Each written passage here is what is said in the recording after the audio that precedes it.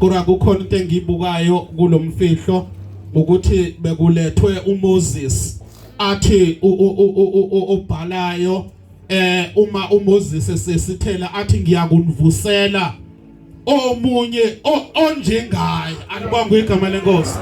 Manje bazalwane ngimbuka uMoses kuExodus chapter 17 kusola ku verse 10 uma kuliwa nempi yama-Amaleki ngoba uthe ubaba umfundisi uzohlulelwa kabili, uzohlulela ngomsebenzi yebandla aphinda ahlulelwe ngeyakhe.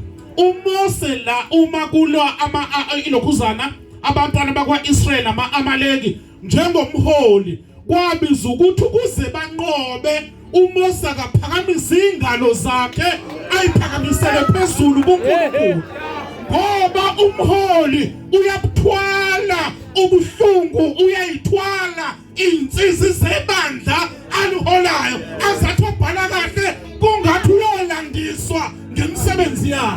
Manje ngesikhathi uMose kwaphamisa izandla kwaze kwafika la ekhathala khona kwakuthi uma izandla zikhathala behlulwa abantwana bakwaIsrael kodwa izandla kwaze kwabiza ukuthi amadoda ngibambe kadokotela kwaze kwabiza ukuthi amadoda eze kuyena uMose ayiphasi izandla ukuze impi kaJehova alibambe igama lenkosi inqobe.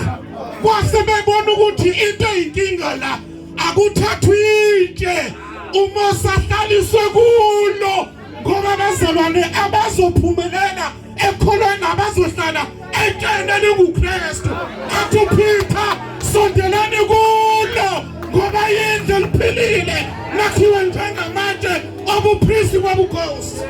Alibonge igama lenkosi. Haleluya. Abazophumelela abazalwane abazohlala edwaleni elinguKristu abazophuma emabandleni. Yabona mfundisi ukukhipha discharge ngoba ngakalisungule ibandla engikhonza kulo lasungula ngo-1906 sihleli kuZion original asukile.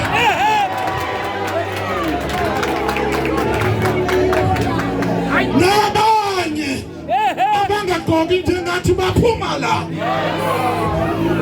kusafuneka sobheka ukuthi bahamba kanjani ngoba kwenzeka ukuthi abahambanga nesibusiso balishiye idwala elinguKristu bagijimela ey'ntweni zabo.